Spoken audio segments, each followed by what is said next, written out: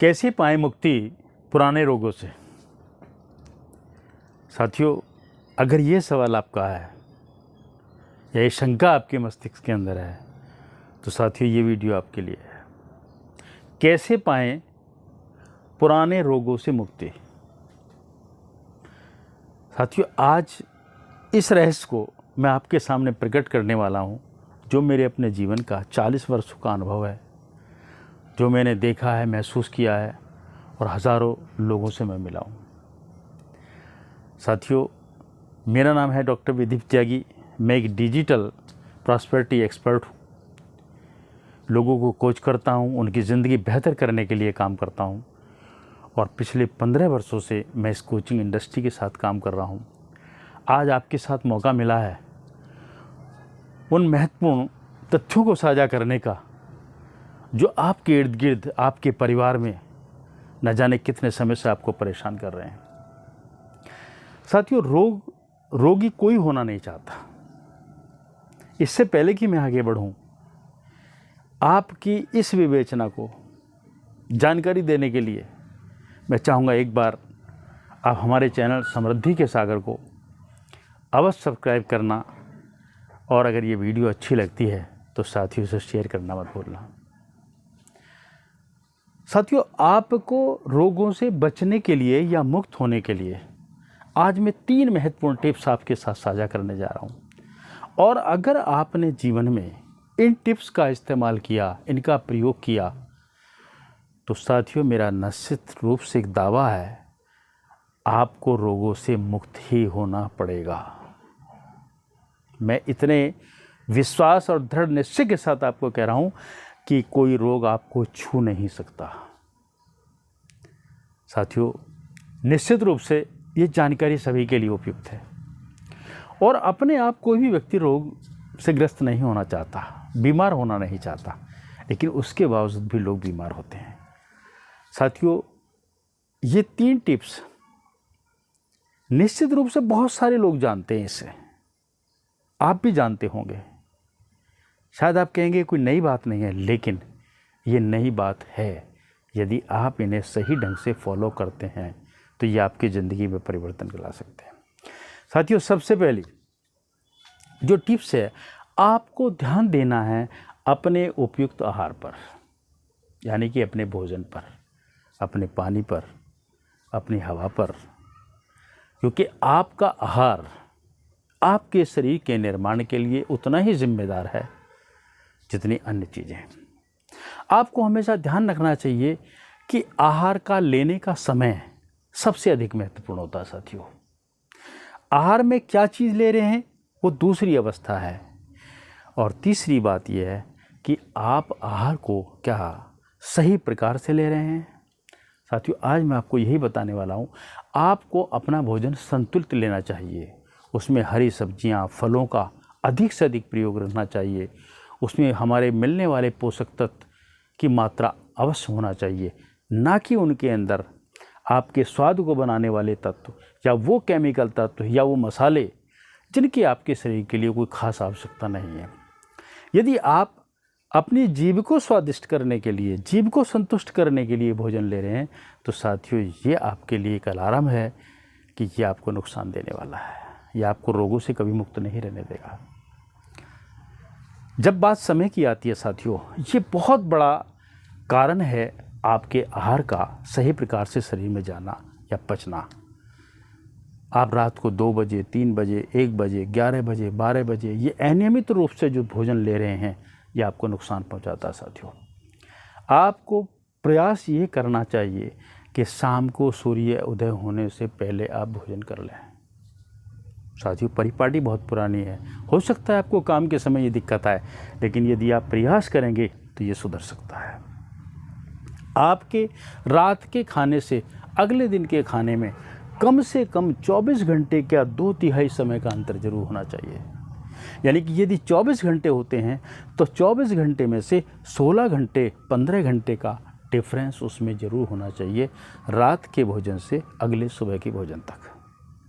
इस बीच में आपको अधिक से अधिक पानी का ध्यान रखना है और दूसरे स्टेप की तरफ चला जाना है, और वो स्टेप है साथियों जिसे कहते हैं हमारी नींद। साथियों, नींद हमारे लिए इतनी ही आवश्यक है जितना भोजन, क्योंकि शरीर के नियमित ऊर्जा के प्रोडक्शन को, शरीर के अंदर चलने वाली नियमित ऐसी क्रियाओं को नियंत्रित करने के लिए यदि आपको सही सोना नहीं मिलता तो आपके शरीर में बहुत सारे विजातीय तत्व इकट्ठे हो जाते हैं और आपके शरीर में बहुत सारी विसंगति हो जाती है। और यदि आप किसी पुराने रोग से पीड़ित हैं, साथियों ध्यान देना, यदि आप किसी पुराने रोग से पीड़ित हैं तो निश्चित रूप से अगर उससे बाहर मुक्त होना चाहते हैं तो आपको अपनी नींद पर ध्यान देना होगा, क्योंकि नींद ही वो अवस्था है जब आपका शरीर उस रोग को लड़कर उससे जीत की तरफ जाएगा, यानी कि उस रोग को आपके शरीर से बाहर निकालेगा। क्योंकि रिकवरी जो होती है शरीर की वो आपके नींद की अवस्था में होती है साथियों। तो आपको 7 से 8 घंटे की नींद बिल्कुल आवश्यक है, अत्यंत आवश्यक है। और ये नींद भी आपकी रात्रि काल में ही होनी चाहिए। आप सोचें कि अगर मैं दिन में सो जाऊंगा, साथियों ध्यान रखना, यदि आप दिन में सोचे हैं तो ये भी आप प्रकृति के विरुद्ध आचरण है और इससे आपके शरीर को कोई बहुत ज़्यादा लाभ होने वाला नहीं है। साथियों, पहली टिप्स मैंने आपको बताई, आपको अपने आहार पर ध्यान देना है। दूसरी टिप्स मैंने आपको बताई, आपको अपनी नींद पर ध्यान देना है। और साथियों, तीसरी टिप्स बहुत महत्वपूर्ण है, बहुत महत्वपूर्ण है। इसे मैं सबसे आवश्यक और मेजर टिप्स की संज्ञा दे सकता हूँ। आपका भोजन और आपकी नींद भी इतनी आवश्यक नहीं है जितनी ये अवस्था है। साथियों, इसमें आप व्यायाम आपको करना है। अगर आप व्यायाम करते हैं तो इससे आपका परिसंचरण, ब्लड की एक्शन या ब्लड की क्रियाएं प्रभावित होती हैं और ऊर्जा का सही प्रभाव होता है। फ्रेश जो ब्लड है आपके एक एक कोशिका तक जाता है, जो आपके शरीर को सुदृढ़ बनाने में बहुत बड़ी भूमिका अदा करता है। आपके शरीर से बहुत सारे कीटाणुओं को बाहर निकालने में मदद करता है। इवन इतना ही नहीं, आपके शरीर की जो मानसिक अवस्था है उसको सामान्यता की तरफ ले जाता है। साथियों, इसी कड़ी में जब आप व्यायाम करते हैं, व्यायाम को आप 3 भागों में विभाजित करिए। व्यायाम को आप 3 भागों में विभाजित करिए। एक व्यायाम शरीर का करिए, दूसरा व्यायाम सामान्य आप मस्तिष्क का कीजिए और तीसरा आप अपने उस मस्तिष्क का कीजिए जिसे हम सबकॉन्शियस ब्रेन कहते हैं। साथियों, पहले में आपको अपने शरीर की सभी क्रियाओं को बढ़ाना है, अपने जॉइंट्स को, अपने शरीर के मसल्स को एक नई ऊर्जा की तरफ मोमेंट बढ़ाना है। दूसरे में आपको क्या करना है, आपको अपने मस्तिष्क में रेस्ट देना है, उसे आराम देना है। इसके लिए आपको प्रक्रिया का इस्तेमाल करना है जिसे हम कहते हैं ध्यान।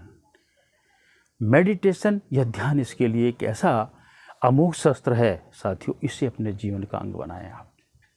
यदि आपने इसे जीवन का अंग बनाया, आपके मस्तिष्क को आराम मिलेगा, तो साथियों आपको शरीर से मुक्त होने के लिए कई गुना अधिक ताकत मिलेगी।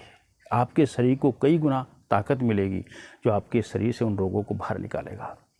लेकिन इसके साथ साथ आपके सबकॉन्शियस ब्रेन को, आपके उस मस्तिष्क को, जो अवचेतन मस्तिष्क है, उसकी एक प्रोग्रामिंग करनी होगी, उसको एक कमांड देनी होगी ताकि वो आपके उस रोगों को बाहर निकाल सके। और साथियों, ये सबसे आवश्यक है। यही वो कमांड है, यही वो कार्य है जिसके माध्यम से आपके शरीर में रोग होते नहीं हैं और अगर हो जाते हैं तो उनको ठीक किया जा सकता है। यदि आपने ये सही नहीं किया तो आपके जितने भी आप इलाज कर रहे हैं, दवाई कर रहे हैं, चिकित्सा कर रहे हैं, किसी से आपको कोई लाभ नहीं मिलने वाला। और यदि आप इसे हमेशा के लिए समाप्त करना चाहते हैं रोग को, तो साथियों एक विजुअलाइजेशन की टेक्निक के माध्यम से आप अपने उस अवचेतन मस्तिष्क को प्रोग्रामिंग करें, एक बेहतर ऐसी अवस्था में उसे ले आएं, उसको ऐसी पिक्चर दिखाएं, उसको ऐसी फीलिंग कराएं कि आपके अंदर रिकवरी फास्ट हो रही है, आप पूर्णतः ठीक हो रहे हैं, आप हमेशा ठीक हैं। या आप अपने शब्दों पर कमांड करें, ऐसा कोई शब्द ना बोलें जिससे आपका रोग बढ़ता हुआ महसूस हो रहा हो अथवा आप बार बार अपनी बीमारी की चर्चा कर रहे हो। तो साथियों, ये अंतिम जो मैंने आपको टिप्स बताई है, ये सबसे ज़्यादा महत्वपूर्ण है, जिसमें पहले आपको व्यायाम करना है, फिर आपको मस्तिष्क को आराम देना है जिसके लिए मेडिटेशन करना है, ध्यान की अवस्था में जाना है, और तीसरा फिर आपको सबकॉन्शियस ब्रेन की प्रोग्रामिंग करनी है, विजुअलाइजेशन टेक्निक इसके लिए इस्तेमाल कर सकते हैं। अगले वीडियो में मैं आपको इसका विस्तार से आपको चर्चा करूंगा, ताकि आप बेहतर तरीके से विजुअलाइजेशन का इस्तेमाल करके अपने सबकॉन्शियस ब्रेन को या अवचेतन मस्तिष्क को उस अवस्था में ला सकें जब आपके रोगों को ठीक किया जा सकता है।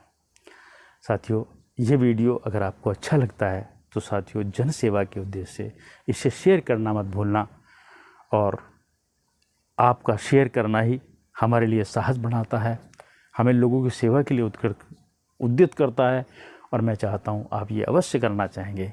इस वीडियो में इतना ही, अगले वीडियो में फिर मिलते हैं। नमस्कार।